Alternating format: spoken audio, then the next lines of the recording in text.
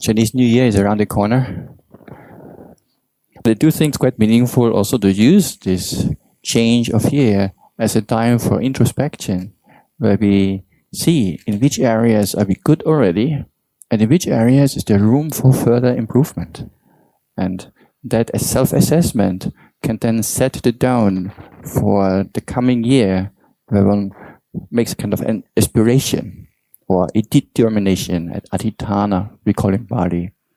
A determination that, okay, from tomorrow or the day onwards, I will start or stop doing this or that.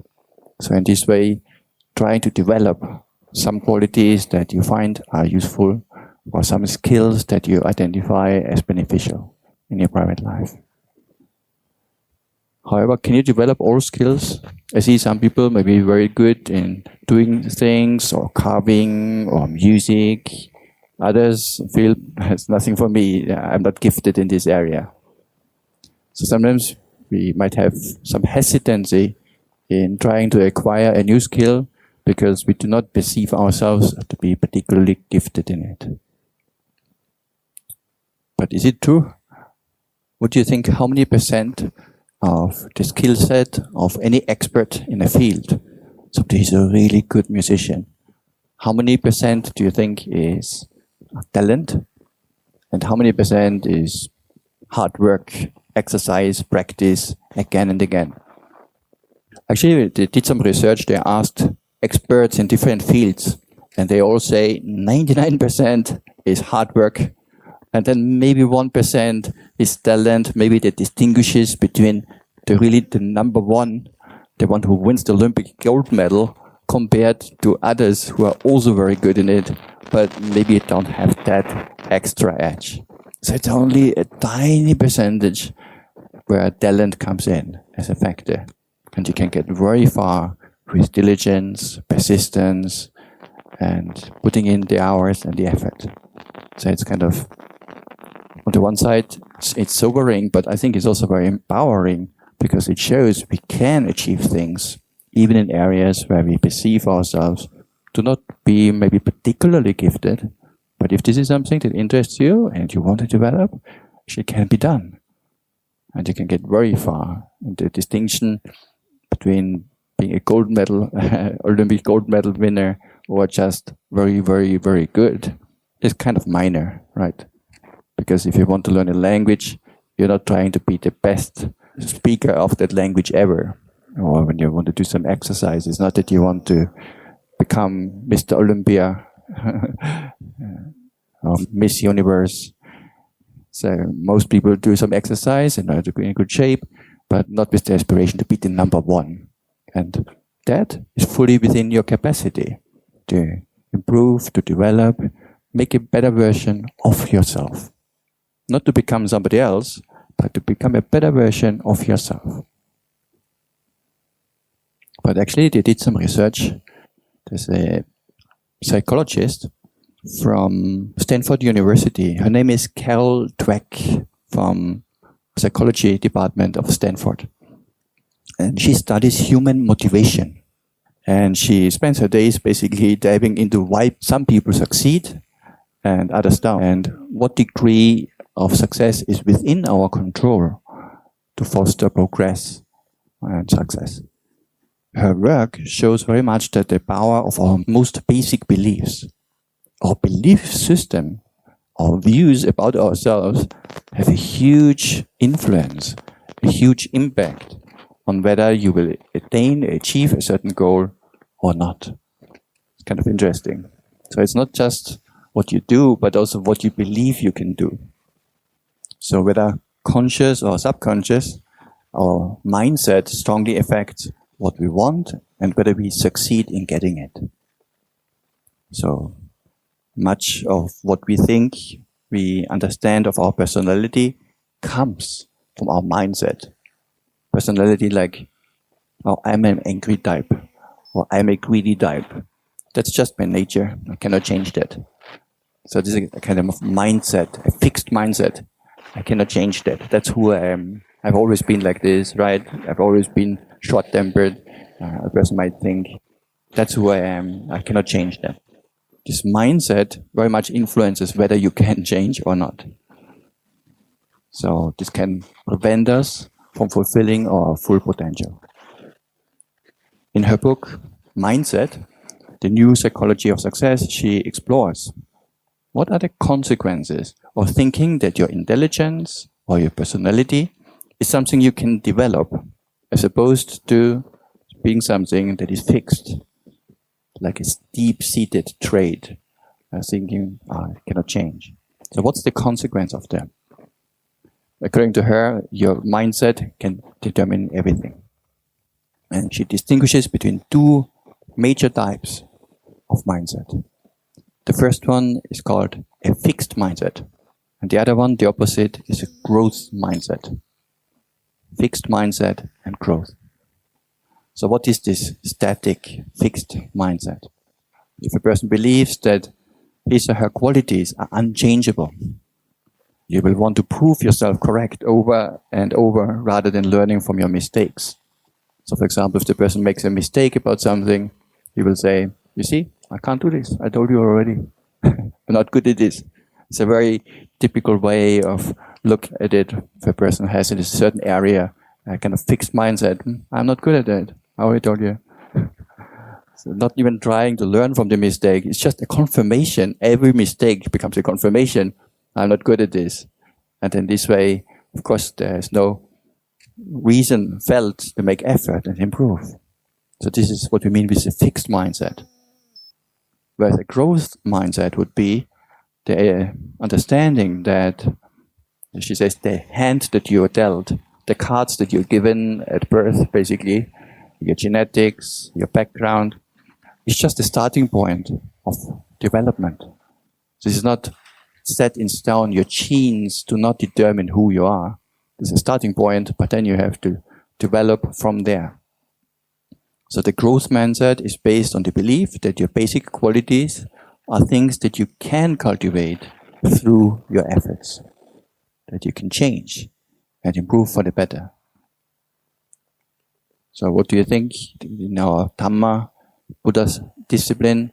Is the Buddha more advocate of growth mindset or static growth? Anybody think static? No? Yeah, the Buddha often speaks of development. The Pali word bhavana literally means to develop, to cultivate, cultivation, development. So this is very much the core of the Buddha's teachings. In fact, it is because we have the potential for development. That's why there's a Noble Eightfold Path. If there's no potential for change, you're fixed the way you are, the way you're born, the way you're raised, then there's no potential for growth anyway. Then the Buddha doesn't have to waste his time for 45 years teaching a lot. I don't have to waste my time coming down here. If you all have a fixed capacity, you're already at the pinnacle of your capabilities. There's no need for further listening, practice. That wouldn't be necessary. So clearly, the Buddha affirms the potential that we can develop further. And it's very rare that you might truly be at the pinnacle, at the peak of your potential in any area, whether it's meditation or cooking, or cleaning the house, social skills, driving the car. There's all these areas, there's probably room for improvement. Even if you're an expert already, you can still improve. Yeah, maybe a bit more slowly because you're quite good already, but there's still room for improvement. So, in her book, she also has a chapter that is titled From Setback to Success. She writes, the other thing exceptional people seem to have is a special talent for converting life's setbacks into future successes. So it's something that she has observed that successful people have in common, that they are somehow able to convert problems, difficulties, even failures into future successes. Creativity researchers concur. For example, in a poll of 143 creativity researchers, there was wide agreement about the number one ingredient in creative achievement. And it was exactly the kind of perseverance, resilience produced by the growth mindset. So people who take failure as just a starting point for future development, that kind of mindset, that kind of attitude will help the person to make future progress and overcome the difficulty, try to find out what have I done wrong, and then learn from it and try not to make the same mistake again. So there's no problem in making mistakes as long as you don't make the same mistake again and again. There seems to be an iconic basketball coach in the US, John Wooden. I've never heard of him. Basketball not so popular in Austria, here in Malaysia. Maybe also not so number one sport. Badminton coach, maybe you know. So the basketball coach, John Wooden, says that you're not a failure until you start to assign blame. That's when you stop learning from your mistakes, you deny them. So that's quite nice. So once you, rather than taking responsibility when something doesn't go right, you assign blame to others. Oh, it didn't go right because she did this thing, or because the environment like that, or the climate like this. Many excuses. So whenever we look and blame others for things not going right, then indeed you have failed. As long as you don't do that, as long as you take responsibility, then you have not really failed. You've just learned a lesson. I think Thomas Edison, the famous inventor, he famously said, one of my favorite quotes, "I have not failed," he says. "I have discovered 1,000 ways that don't work." So of course you can imagine scientist, an inventor, not every experiment he makes will be successful. Probably 99% are not going to turn out so well. But from each failed experiment, he learns. Oh, this also doesn't work. Interesting. Then try something else. Oh, this also doesn't work. And over time, you get more and more data, more and more information about things that do not work, and then eventually also one discover things that do work better. It's the same in meditation. Sometimes you find it difficult to focus your mind on a single meditation object. And then you try to improve, find ways. Maybe different times of the day, you adjust your intake of food, of sleep. It can be many factors. Conversations. And in this way, you learn from previous mistakes, make adjustments. The same with right speech. Maybe sometimes somebody says something you find very annoying. Immediately the mind fires back, says something harsh in return. Afterwards you feel, oh, it was not quite right. So then next time, what can I do differently? Come up with a strategy. You might have to experiment a little bit. Maybe at first the person thinks, next time I won't say this. Then the next edition comes up. It's true, he doesn't say this. He doesn't call him a dog anymore. Now he calls him a cow. Okay, maybe some improvement, but so maybe that strategy was not the best. Maybe come up with another strategy. Maybe next time before I react, I breathe in and out 5 times. And then I will say something. Or 2 times. Try that out. And maybe that helps. For some people actually that does seem to help because they're holding in, just taking a minute, just to reflect. That already can help a lot to cut off the automatic response that might otherwise blurt out. So this is maybe a more successful strategy. So you try and experiment with different ways of developing skills in whatever area that you're aspiring. But once you blame others for your mistakes, then truly, indeed, you have failed. There's another interesting small chapter in her book. It's called The Power of Not Yet. In her TED Talk, she says, I heard about a high school in Chicago where students had to pass a certain number of courses to graduate. And if they didn't pass a course, they got a grade because you're evaluated. And the grade says, not yet. Not yet. That's quite nice. You know? Instead of failure or failed, the grade says, not yet. So, and she thought that was fantastic because if you get a failing grade, you think, I'm nothing. I'm nowhere. But if you get a grade, not yet, You understand that you are on a learning curve. It gives you a path to the future, right? So not yet means, okay, not yet sufficiently developed, but there's potential for more. So it's almost implicit in this statement. So this is a really good way of looking at drawbacks or setbacks. Okay, maybe not yet awakened, not yet first jhana, maybe not yet the perfect relationship with your spouse, not yet, you haven't failed. But once you assign the blame to somebody else, especially your spouse, then you have failed, because you are now outsourcing the growth to somebody else. Good luck. But once you take responsibility and say, okay, it's not yet perfect, it's good to assess, and then try to find ways to adjust, have a conversation, maybe try to together to work through something, find methods, and then you can sometimes improve forward.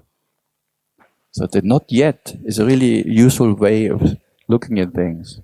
And also when we give feedback to others, rather than saying, oh, you've miserably failed, you're such a loser, you're nothing.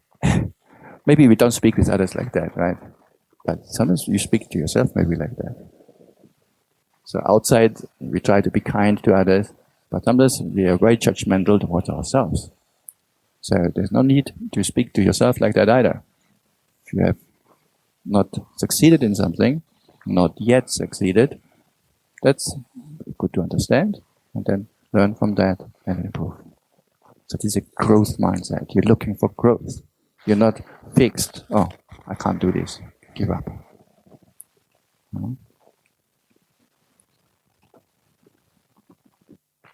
So sometimes they also say when you praise somebody else, not just for criticism or blame, when you also praise somebody, often parents, when children come with a painting they have made, and actually you see it's actually not just spend 3 minutes painting, then giving you as a Mother's Day gift or birthday gift.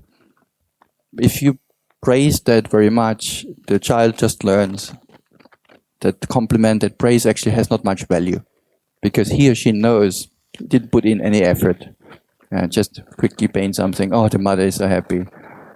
The child nonetheless understands it has no value, it hadn't have to do anything for it.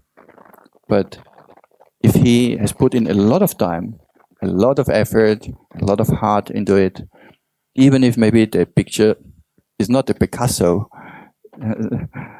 or maybe even objectively, maybe not the nicest picture you've ever seen, but you can recognize the effort, the time, the dedication that the person has given to that. Rather than praising the outcome, praise the effort. Wow, it's amazing. I really appreciate how much time you spent. How long did you sit and make for that? Oh, say 3 hours. Wow, thank you so much. So rather than focusing on the result, when we praise, it's much more useful to focus on the effort, the time, the dedication that people have put in. And praising somebody for something that is trivial can have the opposite effect. It can be quite demotivating, because I get praised anyway by my mother, especially for grandmothers. Is when the danger is even bigger. Wow, so great how you have done this. Actually, it's not done anything great. It's just a very simple thing.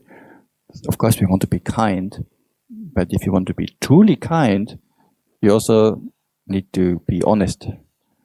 Now, we don't have to say it's ugly, but if you recognize the person who has put in a lot of time and effort, praise the effort rather than the outcome. Or if you realize maybe he has not put in any effort, you can maybe even point it out to some degree. Yeah, not too bad, but I think you can do better. Would you mind making me another one and using more colors or whatever?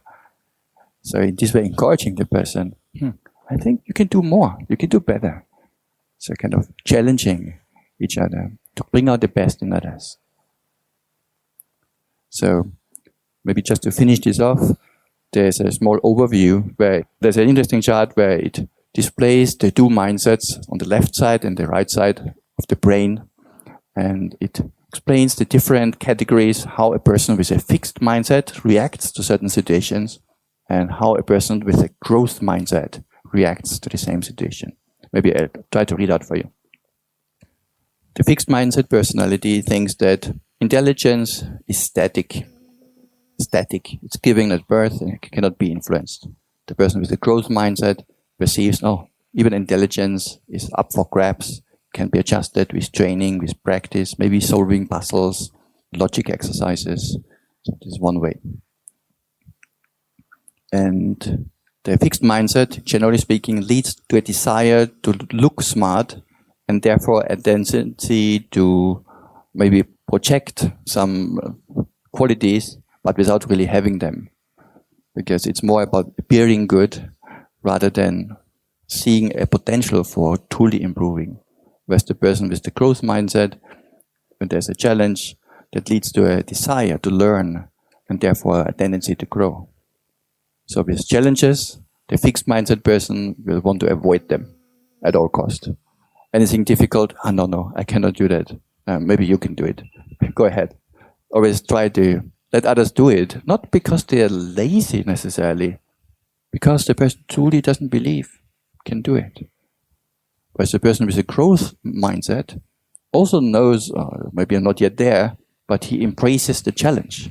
Okay, I don't know how to do that, but maybe somebody can help me, show me, and I can learn. So this is the attitude of a person with a growth mindset with respect to challenges. Can you think of people in your life that have a very much a growth mindset? They're very inviting for challenges, and never you hear them say, I cannot do this, so sorry, ask somebody else. There are some people like that.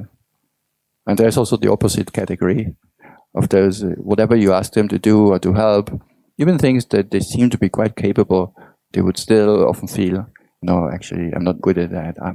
This person is much better.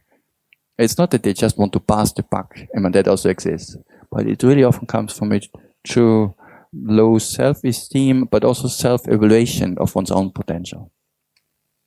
The other category is when it comes to obstacles. The person with the fixed mindset will give up easily.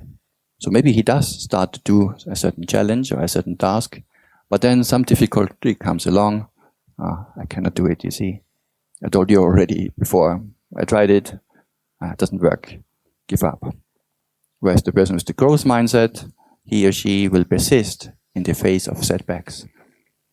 Okay, there's some roadblock, what to do, try to find a solution, failing again, trying to find another solution, but not giving up. And some people might actually be quite surprised. Wow, you're trying so long or improving this or that, it doesn't work. But often people I sometimes face that the people say to me, okay, let's move on, let's do something else. Well, I'm not yet finished, hold on. I would like to get this done properly. You're not just giving up just because it's not working right now. On the computer, sometimes you might have a problem, something doesn't work. I tried to fix it, not working. Well, if you try for long enough, eventually probably you or maybe somebody can fix it. Maybe not straight away, but all those things, most of them are repairable, fixable. Then the third category about effort. A person with a fixed mindset, he or she sees effort as fruitless or even worse. Because there's the understanding, I cannot develop, then why should they put in a lot of effort? Yeah. So from past failures, maybe the person has learned, it's anyway a waste of time, I'm not getting very far. Probably because he or she has been giving up too quickly, so that is just a confirmation. So then no need to put in effort in anything, right? It's a waste of time actually, if you have a fixed mindset. Whereas the person with the growth mindset sees effort as the path to mastery. Yeah, that's how we get better. Try, improve. How about criticism? Wow. Nobody likes criticism, right? Well, actually some do. So the one with the fixed mindset, he will ignore or even reject even useful and especially negative feedback. Yeah, he doesn't want to hear it because it's unpleasant. Whereas the person with the growth mindset, he or she wants to learn from criticism and is actually welcoming. Might still be unpleasant, it's not enjoyable, but critical feedback can be almost like a treasure. Somebody pointing out to you where you need more work to do, and it's actually something very beneficial. So if we can put our ego behind and then really see the value in the feedback, even if it's not nicely delivered, that's not even the point, then we can use that as fertilizer for our practice. And then lastly, success of others. Can you imagine any difference how a person with a growth mindset and a person with a fixed mindset reacts when seeing other people being successful somewhere? What would the fixed mindset person react? Or what would she do or say or feel? Being jealous. So you see somebody else successful, you're not happy, jealous. Why? Because there's a fixed mindset. There's no potential seen for oneself also to get there. Whereas the person with a growth mindset, how would she react? Rejoice. Or even might be motivated. Wow, this is possible. She can do it. I can also. Maybe not yet, but I can learn how to do it. This is possible. Maybe now I cannot paint very well, but I can see somebody having learned painting within 3 months. So nice. So this can be motivating rather than being jealous. Wow, she's so talented and so good. Wow, it can be very motivating. Let me try also. So the person with the growth mindset will find lessons and inspiration in the success of others, while the person with the fixed mindset feels threatened by the success of others. Yeah, like a competition. So as a result, the fixed mindset person, they plateau very early and achieve less than their full potential. So in their career or even in their private life or spiritual life, they are satisfied quite quickly with their state. That's who I am, this is how good it gets for me, and give up making further efforts. Whereas the person with the growth mindset, as a result of their mindset, they reach much higher levels of achievement, both in family life, health, education, spiritual life, Dharma practice, liberation. And as a result of that, also the person with the fixed mindset, he lives in a very deterministic world. The view that I cannot influence things. Things are just happening to me all the time. They are out of my control. Whereas the person with the growth mindset feels empowered to learn new things, acquire new skills, to influence oneself especially, maybe even others, and to grow and improve one's life, some direction. So which one are you?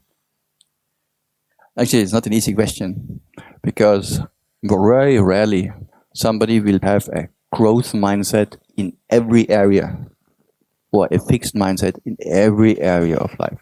There might be some areas where you do have a growth mindset.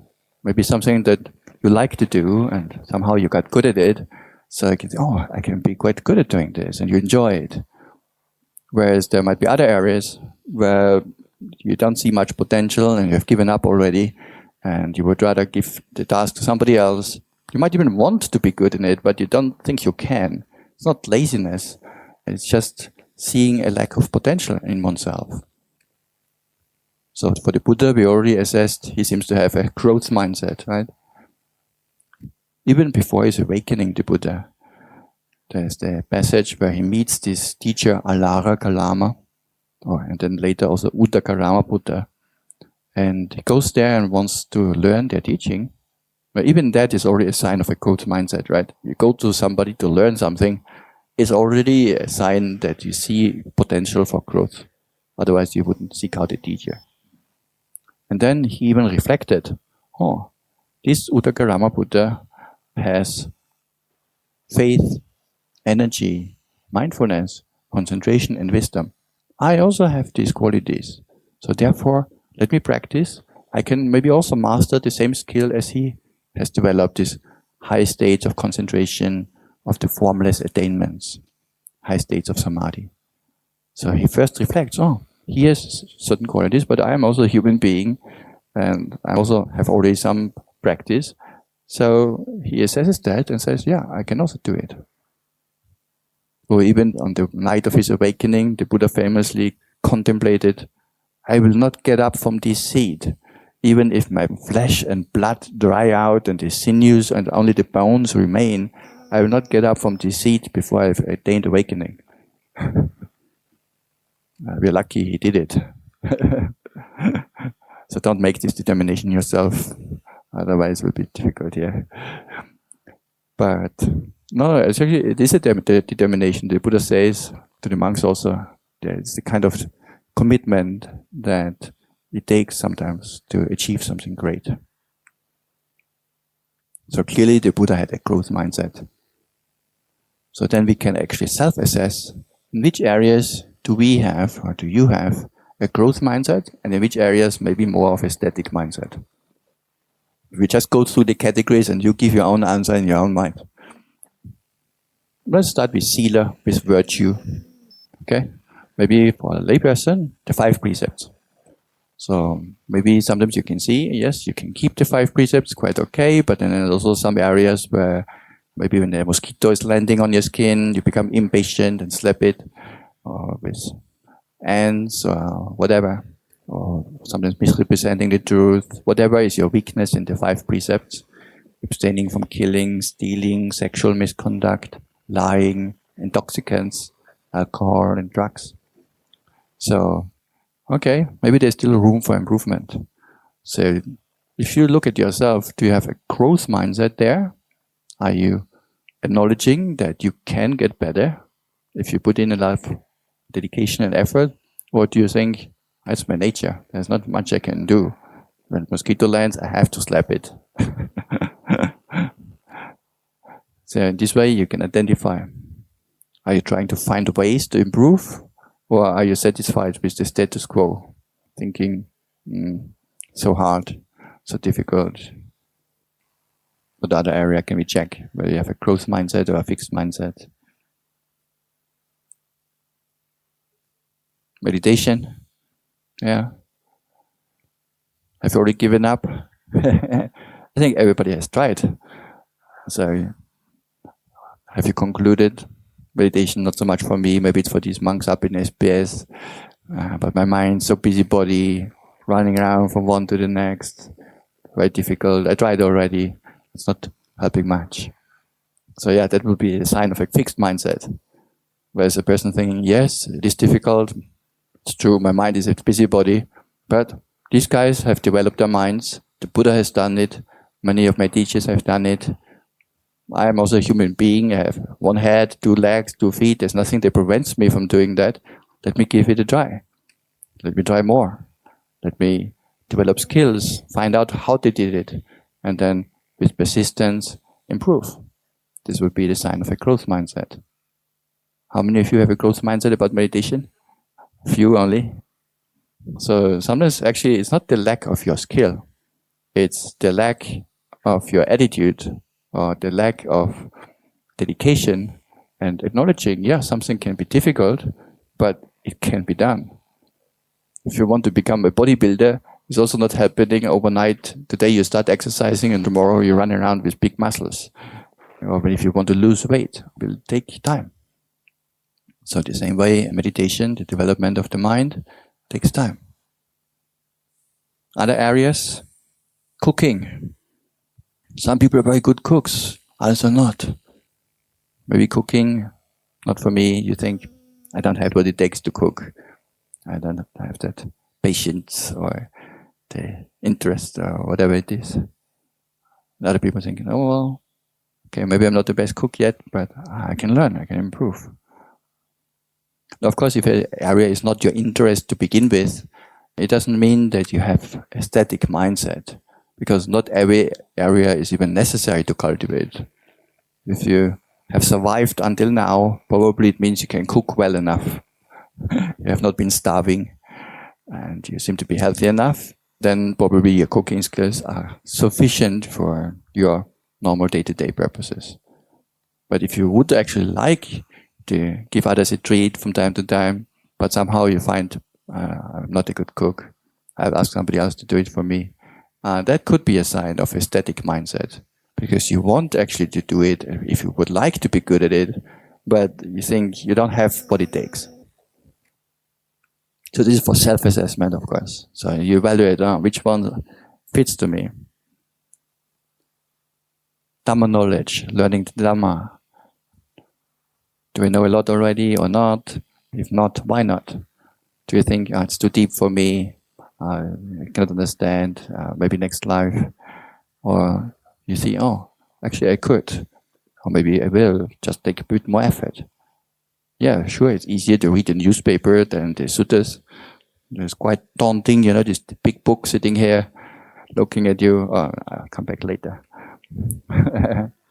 It's not running anywhere. It's here since 2,500 years. But it's also not going to read itself. So if we don't use it, if we don't read it, if we don't listen to the Dhamma, it's not going to be very beneficial either. It's like a map. You have a map of a journey, you want to go somewhere. Well, yeah, it's a beautiful map, very accurate, but if you don't do the journey, it's also not going to be very beneficial. You can put it on the shelf and admire it. Well, I have the best map ever, but you never go on the journey, then also not beneficial. So again, seeing the potential, yes, maybe it's not the most exciting read you can imagine compared to a novel or watching a small clip on YouTube, but then it is something that's very valuable and may take a bit of time to grow into it and to get used to it. But then actually the outcome and the benefit is immense, huge. Or learning a language also the same. When you learn a new language, you have to learn the grammar, all the case endings, or very tiring. But you go through it for long enough, maybe half a year, a bit more, and then you get the fruits already of it. You get, now I can speak a little bit. Now I can speak with people when I go on holiday. Bali, where you're going on holiday where you can speak Pali language. There's no place. You can go on holiday to SPS. That's the only place. Monasteries, meditation friends, Dhamma friends. So, okay, it takes time, it takes effort to learn a new skill, but persisting through it, yeah, it's hard going, it's sometimes boring, it's sometimes uninspiring. You persist with it, and eventually you get there, and you can read and understand a new language. Same as learning a new music instrument. Yeah, at the beginning it doesn't sound very good. Learn to play the violin. Even the neighbors will tell you, better stop.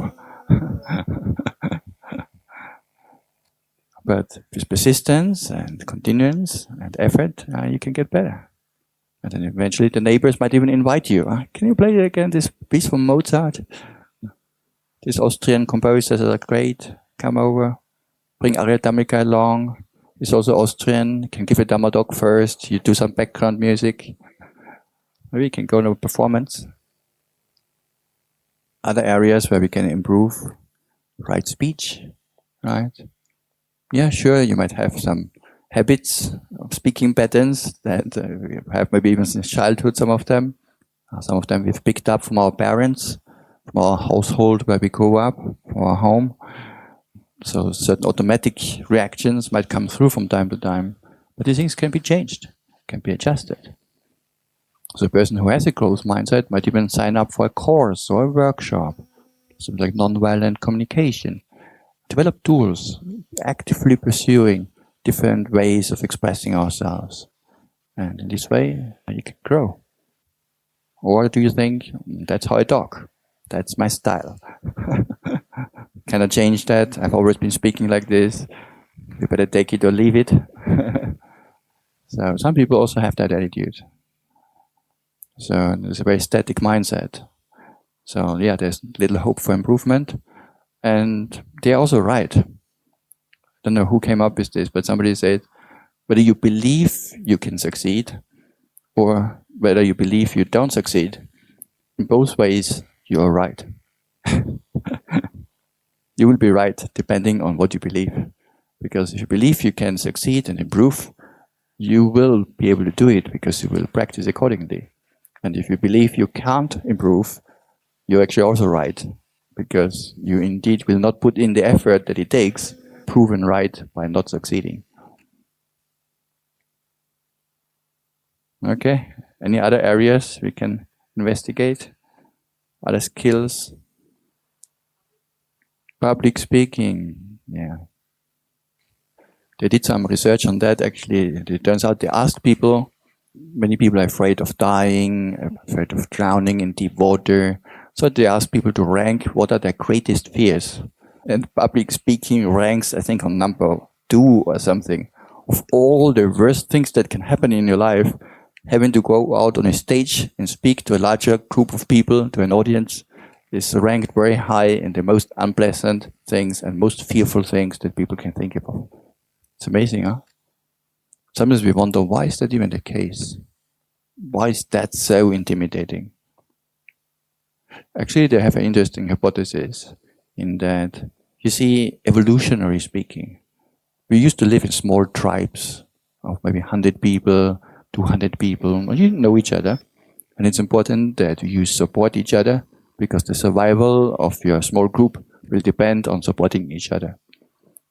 But if you or one person of the tribe is doing something or saying something that is highly offensive to others, really upsetting everyone in the whole group, what can happen? Well, in the worst case, they will send him away. They say, okay, we don't want to have anything to do with you anymore. You go. We don't want you here. Well, if you are out alone in the jungle, in the wild, without the support of your family and your tribe, it's almost like a death sentence. It's a very serious thing if you're expelled from your friends, from your family, from your peers. So therefore, you have a strong interest in not to say or do something that will highly offend everyone. So public speaking is actually a high risk endeavor, especially in ancient times, because you speak to one person, private conversation, okay, maybe you don't find the right words, he might be a bit upset, but then you're still friends with everyone else. But if you find the wrong words or you say the wrong thing to a group of your 200 people in your tribe, then you're done with. And then one mistake can be very costly. So evolutionary speaking, it is quite a big thing and important thing that you're on good terms with people, with your peers. Nowadays, of course, we live much more independently. Your survival does not depend, even if your whole family, all your people on the workplace, maybe a bit more, but your survival most likely will not be threatened. But our fear response is still the same as if we're living in caves, because evolution does not change so quickly. So evolutionary speaking, we are still cavemen. So our emotional response to speaking to a group of people is as if your life depended on it. And therefore the response, the fear, is number 1 or number 2 among all the fears. So there is sometimes good reasons why it is like that, even though we also understand nowadays it's not necessary to be so concerned about this. So again, this is a skill that can be developed, can be improved with training, with exposure, with practice. It's not set in stone. Yes, some people are maybe natural speakers, born entertainers, but these are very few. And even they improve greatly by practice and getting out on stage and performing. So even some of the Dhamma speakers I know, many of them considered themselves not to be good speakers at first. And only through practice and through improving, they have acquired some skills. And there's one Dhamma speaker I quite appreciate since many years, whom I personally find is very inspiring, and there's a very nice way of delivering the Dhamma. And recently, he's now a very senior monk in the Ajahn Chah tradition. I think I mentioned before, Ajahn Jayasaro, an English monk who ordained under Ajahn Chah and has been the abbot of Wat Pah for a few years, and now lives on his own more or less. But he's giving quite nice and interesting Dhamma talks. So recently I met another monk who ordained together as a monk with Ajahn Jayasaro. So they know each other since they're small, when they were in their early 20s. And so I asked the other monk, since you happen to know Ajahn Jayasaro in so many years, how was he when he was a newly ordained monk? Was he also already a good speaker and quite smart? He says, yes. He was always like that. So there are some people who really have that in them since childhood, even when they were newly ordained monks, even before ordination. Some people just stand out in their qualities. But even they can improve further by practice, by diligence, by doing more of the thing that you want to get good and better and improve. Any more areas you want to develop? Yeah, leadership skills or administrative skills is something we face in SBS, every 2 years we need a new committee for the SBS management, also for DIMS. And then always we have to ask around, okay, would you be willing to serve? And often the answer we get is, no, I'm not a good leader. Ask him, he's good. Or no, I'm a woman, I cannot take on a leadership function. So it's a sign that in this particular area you might have a static mindset. You don't dare to acquire a new skill, thinking you don't have what it takes, or it would be so difficult. Actually, no leader was born as a leader. Everybody started out as a follower, and at some point they jumped into the cold water and were given a task that required them to take over some responsibility. So yeah, at first it might feel unfamiliar, but actually you can grow with the task. And this is what we often see. Even in monasteries where maybe the senior monk goes away, and then only the junior monks are left over, or maybe the senior monk passes away. So then, who will take over the monastery? None of the junior monks seem particularly capable, or you cannot see anyone standing out who can be the next abbot of the monastery. But then, there's no choice, right? Somebody has to take a charge. So they will appoint somebody, and sure enough, over a short amount of time, the person grows with the challenge. And before you know it, he's managing, he's organizing, and doing things which you wouldn't have thought at first. So it's with the challenge, and people with a growth mindset will just take the challenge and then see how it goes, and then wing it and try to improve from there. So not because they know already all the answers, but because they know eventually we can figure out the answers with the support of the rest of the community, with the support of the laity, we can do things. So in this way, you don't have to be afraid of taking over responsibilities, helping out. If it's an area where you find you would like to, or it's a meaningful or important area, then it's sometimes worthwhile taking the risk and putting yourself out even into challenging situations. And you might discover it's not only good for others, actually you are the main benefactor, because you acquire new skills. You can become better at something. And it gives you also a lot of confidence. That's something that you could not do before, now you can. And that will even give you more growth mindset, even in other areas. Oh, before I couldn't do this, now I can. Here also, before I couldn't, now I can. So maybe this, now I cannot, but maybe I can learn it. So this way also the confidence grows that you can achieve things. So it's not about ruling oneself. It's actually everyone, as I said earlier, has in some areas a growth mindset. Maybe cooking is your thing. You know you can get better and you enjoy it. Or maybe something else, repairing cars. But you're not somebody who is good maybe on the computer. But actually, you could learn it. If you wanted to, you could improve. I don't think you cannot. So it's a very interesting research that I came across. I thought about sharing with you. And thinking about that, especially now at New Year, so you can identify areas. Where do I really want to be better? And then changing our mindset. Oh yeah, maybe I can.